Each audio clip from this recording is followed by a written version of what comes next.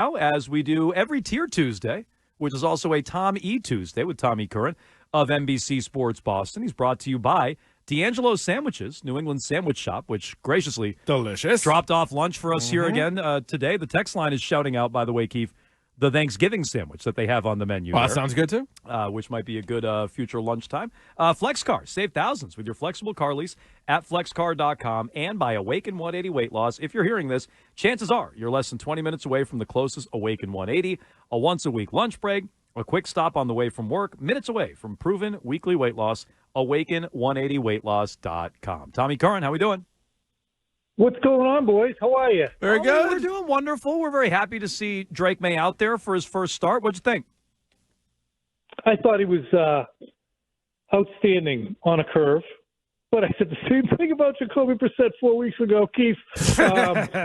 But look, when you go against a Houston Texans team kind of cold off the bench that had undressed Josh Allen to the tune of a 9 for 30, 130-yard day the week before, harassed Caleb Williams in the opener with 7 sacks, and you're able to go out there and put together, not just completion-wise, percentage-wise, I thought he'd be closer to 50%, but also to make plays with your feet, take some hits, move around, stay cognizant of what's going on down the field, not look like you're about to pee yourself. It really was encouraging. And I thought he would be better than expected because I thought a lot of the panic was related to, oh, my God, it's going to look like chaos. But he still even looked better than I expected, and I expected him to look kind of confident. If you look at sort of the supporting cast around Drake May, and I'm talking both on the field and play caller, how would you rank, I guess let's say the three things, offense, Alex Van Pelt, the skill position guys, and the offensive line? Like, which one do you think helps him the most, and which one he needs the most help with? I think Van Pelt helps him the most, as much as we're having fun treating him as a piñata because of the NFL's, where they rank in the NFL, metrics of production on offense. It's a horrible roster. we continue to look at the sky and be surprised that there's a sun up there. It's a bad roster. So Alex Van Pelt, I think, is the one thing you can look at and say that's helping them. Former quarterback in the league, understands and has developed quarterbacks, is installing a regimen that I think has made Drake May look over the course of time from when he was drafted in April to now. He's miles different. He is way better than he was in April. So Van Pelt's helping him. Secondarily, I think that the skill position players that it seems as if the Patriots are starting to say, let's get Booty out there, let's get Douglas out there, let's allow him to, meaning May, feature those guys. That helps him second most. And then the offensive line is a massive detriment, and I don't know how anyone could think otherwise. So let's leave coaching to the side for a moment, although I think coaching does play a large role. Who do you think Mayo was talking about in the clip that we were going with there? He caught himself, and we've kind of narrowed it down, and maybe there are other options. Belichick, where I know Kraft is willing to go. Kraft, Eliot Wolf, like who's he frustrated with when it comes to the roster? Because it sounds like he's frustrated. Well, obviously, when you don't draft well for going on 12 years, and you haven't drafted an offensive lineman that you gave a second contract to, and since 2016 in Mike Owenu, you moved on from Shaq Mason and Joe Thuney for no good reason. You had Trent Brown running around over there on the left side, not doing much. You fanned on Isaiah Wynn. Who do you think he's talking about? It's obvious. The person who was in charge of personnel prior to January was Bill Belichick. The roster isn't good. How could it be anybody else other than Bill Belichick? So why'd they spend the whole offseason re-signing all of Bill's guys, though? Like, that would be the one thing that leaves me scratching my head. Sure. No, I love this question because it's mentioned so frequently. Jabril Peppers signed for kind of low money for a good player. Now maybe we know why. Mike Owenu was the best guard, offensive lineman actually, on the free agent market, as was Hunter Henry at the tight end spot. So that's 3. Ramondre Stevenson, I guess. Maybe kind of an overpay. Same thing with Duggar. But Josh Uche you got for pennies on the dollar. who else would you have signed instead? Calvin Ridley, who's bitching like a maniac Yes. down in Tennessee? Okay, it's going great there. It'd be awesome to have a $25 million receiver when you can't really even generate anything. This is the kind of thing where you develop and try and make up for the problems that were with the roster prior. But explain to me with we signed all of Bill's guys. What would you have done instead rather than allow Duggar and Peppers to hit free agency or to bump up Barmore, who's probably one of their best defensive players? What would you have done? So, Yeah, I would have. I mean, Ridley Ridley's Tyron one of Smith them. are a bunch Yeah. of guys we talked about. Tyron Smith, Jonah Williams. But all the pending – I'm going to keep talking. One of the running But all backs the that was out there, pending Saquon Barkley, Derrick Henry. Yeah. But all the pending free agents just go so that you're already changing the leadership, changing the coordinators, and now all the continuity that you had with the players who were there, just let them go too and replace them with ...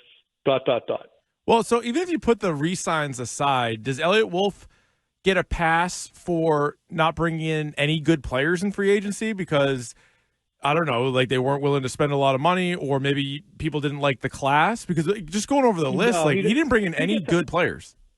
No, he was horrible. Right. It was a horrible performance and a short-sighted performance, and it was a pee on your leg and tell you it's raining performance with Chukwuemeka for. It was embarrassing. But to me, the notion that, well, if the team was so bad, why did they re-sign all the guys that Bill brought in? Well, first of all, that announces how bad the coaching has been over the last 2 or 3 years, which it was, and kind of continues to track on the same wavelength this year so far. But that's understandable. But he did a horrible job in free agency because of the lack of urgency, but also in free agency, and this was interesting, Albert Breer mentioned this, why didn't the Patriots get a tackle? Why didn't they get a wide receiver? Because good players at those positions don't get to free agency anymore. They're either gotten through the draft or through trades. Teams re-sign those guys. So when there's a Devontae Adams or an A.J. Brown or somebody else who switches teams, you're doing it through trade. When you're paying free agency, you're paying a premium for a Calvin Ridley type player. And he's probably not really as good as you think, but because the market is so small, because the supply is so small, the demand becomes high. So he could have done more, especially on the offensive line. They're going to have to overpay because they're a bad team, and they're going to have to convince guys to come here. And free agency sucks. They have to build a team through, but the only way they're going to do it quickly is through free agency and trades. But draft is always the way to go, but the draft has been blown for several years. Well, and then this year's draft, obviously way too early to tell. We just got our first start with Drake May, but their second pick was a wide receiver at a position that they have sucked at drafting and developing and all of that. Jalen Polk, on a day where other receivers around him had career days, like Pop Douglas and Kayshon Boutte. Jalen Polk did not. He it doesn't seem to be fitting in great thus far. Where do you stand on Polk, and what's your outlook for him for the rest of the season? I'm stunned that he's this poor. Like, there's no other way to put it. He's been a semi-disaster. I mean, he had a touchdown catch, I believe, in the first game of the season, second game maybe, and since then, just embarrassingly inefficient performances. Mm. And he played well in the training camp. That's what I'm driving at, actually. That's why I'm stunned. He looked good in training camp. He was out there with the ones. He got a ton of reps.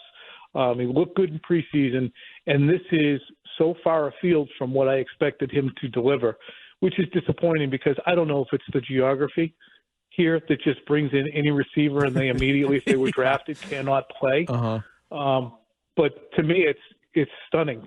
And I've always been a fairly big supporter of Kayshon Boutte's on-field performance, so I'm glad that he's starting to get more opportunity. It's time now for Tommy Curran's Flex of the Game. It's presented by FlexCar. You can ditch the dealership and save thousands with FlexCar. What was the Flex of the Game from last week, Tom?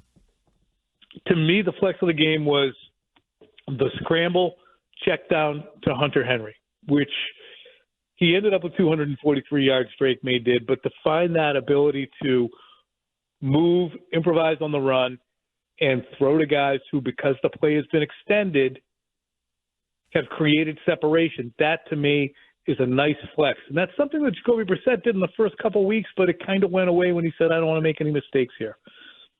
I'm going to flip back from the flex of the game, and I want to ask you guys, what's your reaction as I prattle on about the trump card that people use? Well, if he was so bad, how come they re-signed all his players? Wait, who?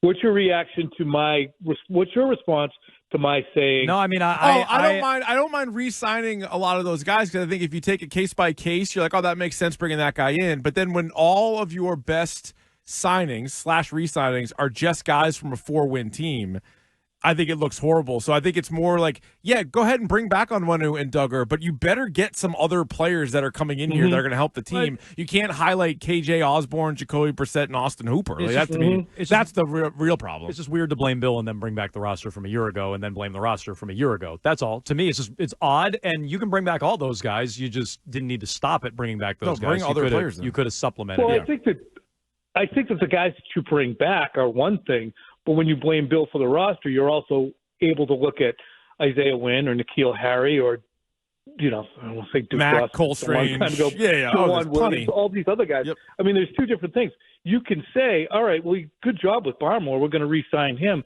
But that doesn't mean it's a sweeping affirmation that Bill did an excellent job. I mean, if you're going to blame him for the roster, you can't just say, well, they re-signed the good ones. How come they didn't re-sign the bad ones? Yeah. Because they already got cut, barely played a game. Fair. And look, I don't think Bill left the roster in good position. That's why I was advocating him for him to be done long before he was done. But when it comes to this blaming Bill thing, there is a shelf life to it. And I just think, you can only do that for so long. Like, I don't know how long... Well, it ain't even close to the Mayo and Eliot Wolf and Robert Kraft want to do that for, because this year is about them. I mean, Bill's been gone all year. Yeah, they're not even close to the expiration date. It took years to get to this point. I'll hammer them and will continue to for the offensive line. It's embarrassing to go in with a straight face saying we did enough, and then by this time you have basically an entire offensive line comprised of practice squad players. That's embarrassing. But to me, the shelf life and the expiration date for Bill being held to account for this roster and the fact that they have Drake May at quarterback right now, because they were the third worst team in the league, and they blew up the last quarterback they had in, and they made horrendous coaching decisions, that's going to last for years. Okay, he's Tommy Curran, NBC Sports Boston. He joins us every week here on Jones and Keefe. You can check out his latest at NBC Sports Boston. In Drake May, the Patriots chose the right guy for a nasty job. You can check him out on Quick Slants tonight, WEI afternoons on Thursdays. Tom, we appreciate the time. Thanks so much. Thank you for the extra babble time. No problem, Tom. Thank you, sir. Tom Curran, any Tuesday. Joining us here on a Tom E. Tuesday.